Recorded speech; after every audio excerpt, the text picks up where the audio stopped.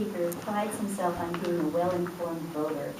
With Election Day only 28 days away, Derrek brings us his timely speech, Deceptive Genius. Can't wait to hear that.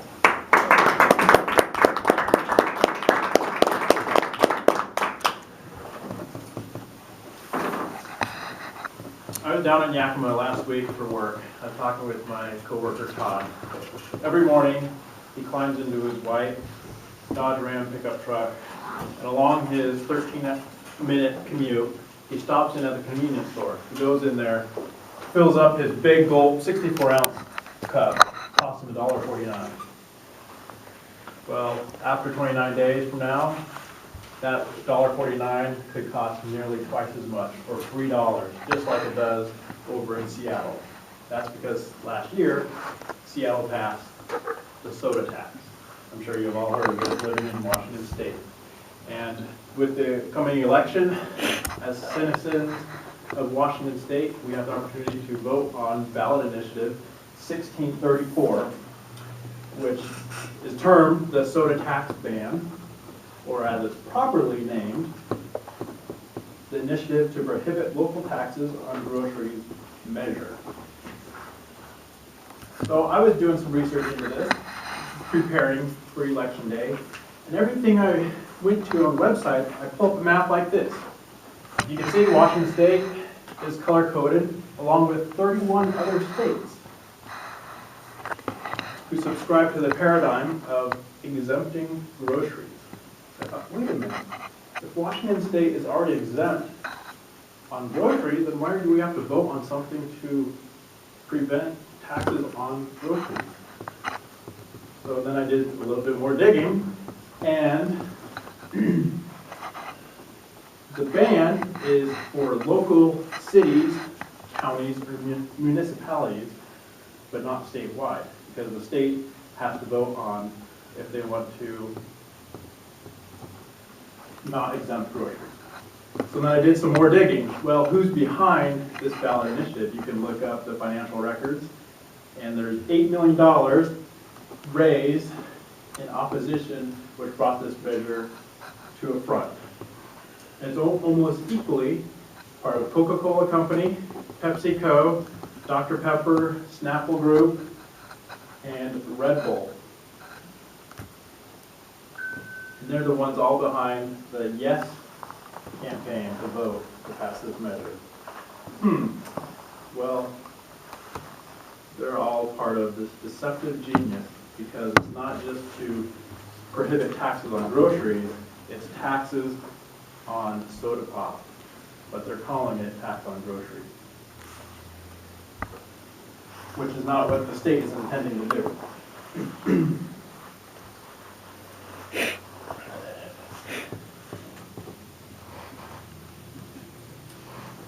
Doing further research, the opposition raised, last time I checked, $250, which is just the Healthy Kids Coalition, a couple doctors, and a handful of individuals that I've never heard of. I'm sure you haven't either.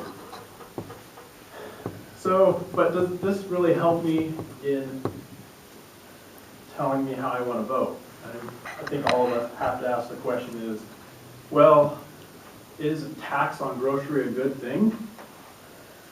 Let's look at the tax that Seattle passed, went into effect last January. So we have a couple months of data.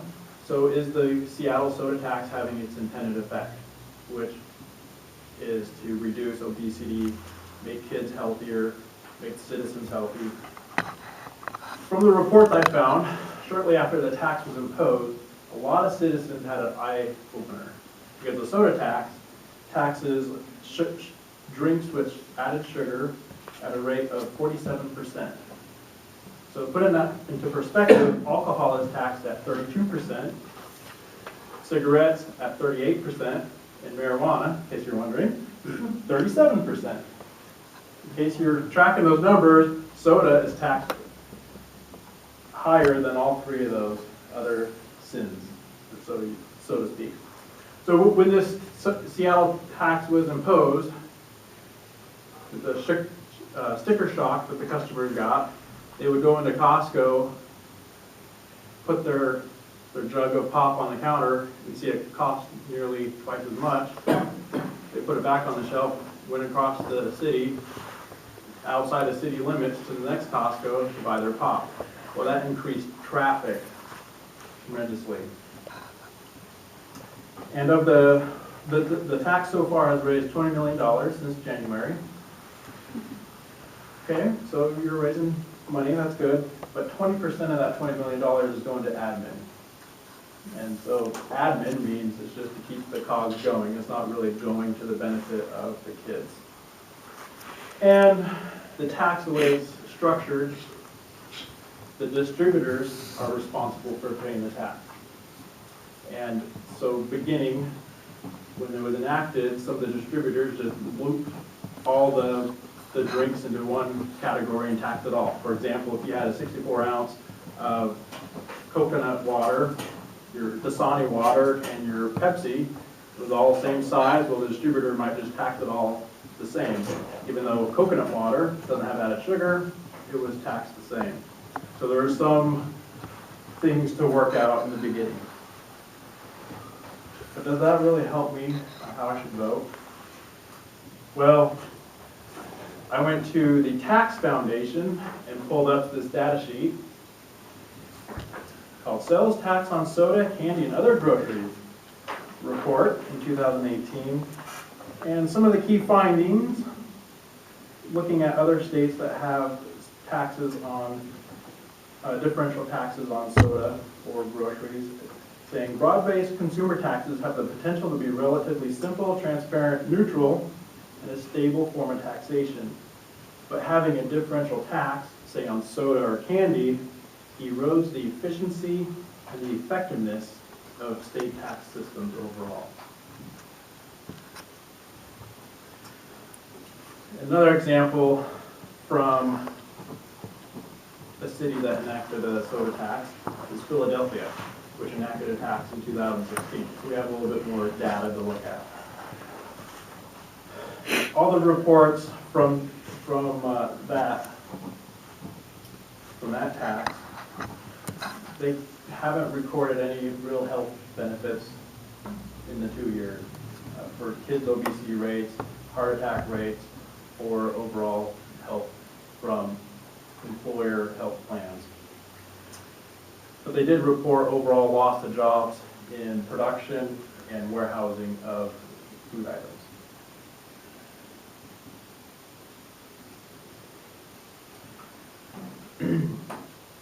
So in 29 days, we're all going to be voting on this ballot initiative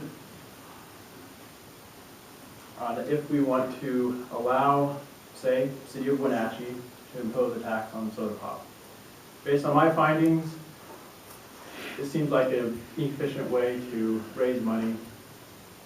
And even though we do have deceptive genius behind this tax bill in the first place, the soda pop companies don't agree with it, but maybe they're in the right place. That's the end of the speech. I'm going to open it up to question and answers.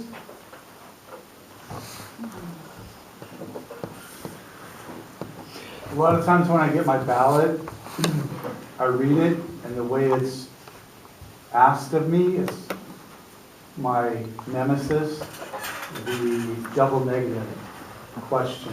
So I get confused because of the way my brain works and my self-diagnosed mild dyslexia. I have a hard time with double negatives. So are we voting to add a tax? Is that what we're voting for? You're voting to prohibit additional taxes be levied on groceries, soda, etc. So if I vote yes, I'm saying yes, I don't want additional taxes. Correct. Yeah. That's what I love about it. And are the Coca-Cola guys saying they want it or they don't want it?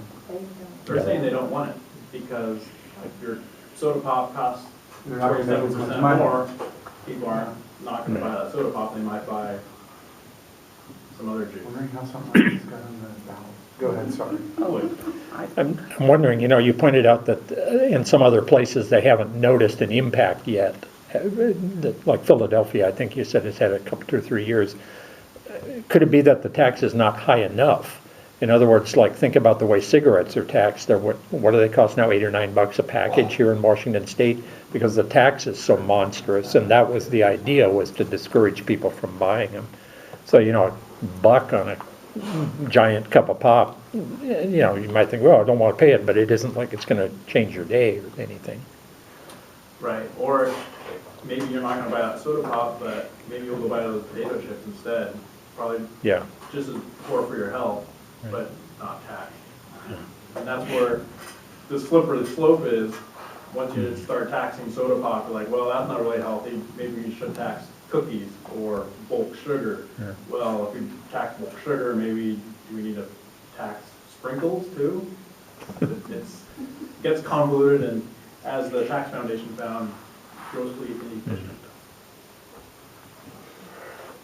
The transportation bill that passed in Seattle was overwhelmingly passed only to have the supporting cast open their tax bill and have their jaws hit the table because they were amazed at how significantly their taxes did go up.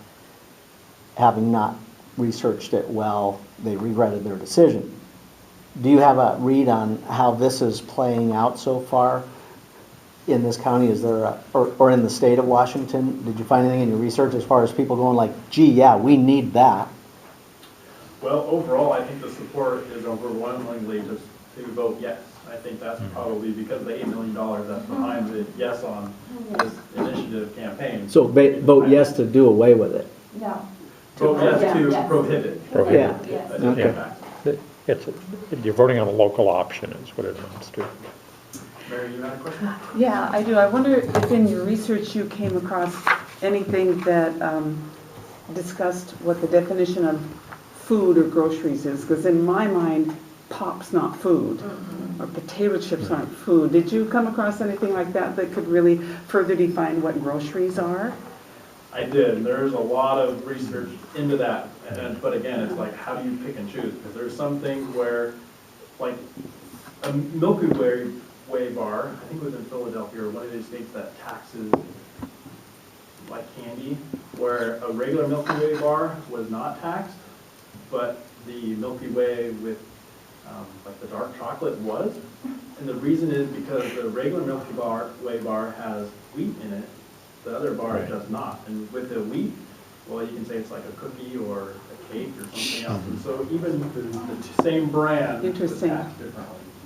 Interesting. Time I for one was more just question? going to say that I think it's more like alcohol or cigarettes. It's not a food. It's full of bad things, and it's not a grocery. So I think it's great to tax those big companies that are making a fortune on making people sick. I think as long as they do something good with the tax money. Okay, out of time?